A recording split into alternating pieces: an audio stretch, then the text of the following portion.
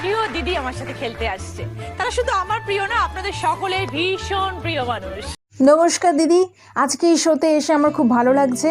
আর আজকে আমি আমার ক্যারিয়ারের জার্নি শেয়ার করতে এসেছি এখানে। দিদি, আমি এক প্রত্যন্ত গ্রাম থেকে আসিনি ঠিকই, কিন্তু প্রত্যন্ত গ্রামের ঝোপঝাড়ের মধ্যে আমি রান্না করেছি নিজের জীবনের ঝুঁকি নিয়ে। দিদি, আমি প্রথম মহিলা যে ইয়াং ছেলেগুলোদেরকে রান্নার দিকে আকর্ষিত করেছি। রাজ্যের পরিস্থিতি এমন একটা জায়গায় দাঁড়িয়েছে যে কেউ কিছু পারুক আর না পারুক, আলু পোস্ত করতে পারবেই। দিদি, লোকে মাছ মাংসের প্রলোভন দেখিয়ে যেটা করতে পারিনি, সেটা আমি সামান্য আলু পোস্ত দিয়ে করে দেখিয়েছি। আর সেজন্য আমাকে বিশ্বের সেরা রাঁধুনি হিসেবে ঘোষণা করা হয়েছে।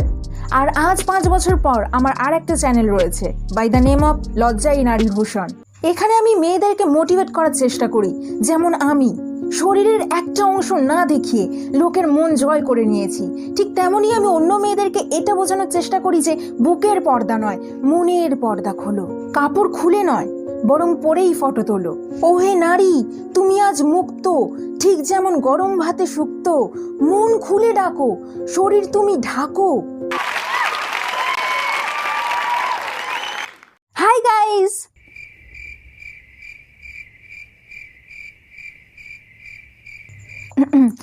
নমস্কার দিদি। আজকে আমি এই শোতে আসতে পেরে নিজেকে ধন্য মনে করছি। আজকে আমি আমার লাইফের স্ট্রাগল শোনাতে এসেছি, কি করে নিজের দমে বাংলার সেরা ইউটিউবার হয়েছি সেটাই সবার সাথে শেয়ার করতে এসেছি। দিদি, আমি হলাম বাংলার একমাত্র খাঁটি কন্টেন্ট ক্রিয়েটার। ভেজাল নামক শব্দটি আমার ডিকশনারিতে নেই। যা করি সব নিজেই স্ক্রিপ্ট লিখি, নিজেই সবকিছু করি। উল্টে কিছু 2 টাকার ইউটিউবার আছে, তারা আমার কন্টেন্ট চুরি করে। চোরের উৎপাত এত বেড়ে গেছে না দিদি, কি বলবো। দিদি, আমি আমার অডিয়েন্সকে খুবই ভালোবাসি, কারণ ওরা আমাকে প্রতিনিয়ত এটা ফিল করায় যে ঐশ্বরিয়া কিছুই নয়, বরং আমি হলাম বিশ্ব সুন্দরী। এবার এত ভালোবাসার বিনিময়ে আমিও ওদের খেয়াল রাখি। আর এছাড়াও আমি একজন বড় ডান্সার, নাচতে এবং নাচাতে নাচ শেখাতে খুবই ভালোবাসি। আর এই তো কিছুদিন আগে আমেরিকাস গট ট্যালেন্টে যাওয়ার সুযোগ এসেছিল, কিন্তু অ্যামেজিংলি ষড়যন্ত্র করে যেতে দেয়নি। মানুষের হিংসা। আসলে দিদি, আমি তো অরিজিনাল কন্টেন্ট ক্রিয়েট করি, সেজন্যই লোকের এত জ্বলন। তবে যে যাই বলে বলুক, আমি আমার সততার পথ কোনোদিনও ত্যাগ করব না। আর এখন আমি একটা নতুন চিটফান্ডও খুলেছি, যেখানে আমাদের সততাই ধর্ম, সততাই কর্ম। আর হ্যাঁ দিদি, আমি নারী, আমিই পারি। নমস্কার দিদি, আমাকে মনে আছে সেই জোম্যাটো গাই, নাক ফাটানো কেস? এই শোতে আসার আমার অনেক দিনের ইচ্ছে ছিল, কারণ এখানে ফ্রি ফুডের সাথে সাথে ফ্রি প্রোডাক্টও পাওয়া যাবে। তো দিদি, আমিও প্রিয়দর্শনীর মতো বাংলা শিখেছি শুধুমাত্র এই শোতে আসার জন্য। দিদি, আমি একজন বড় মডেল।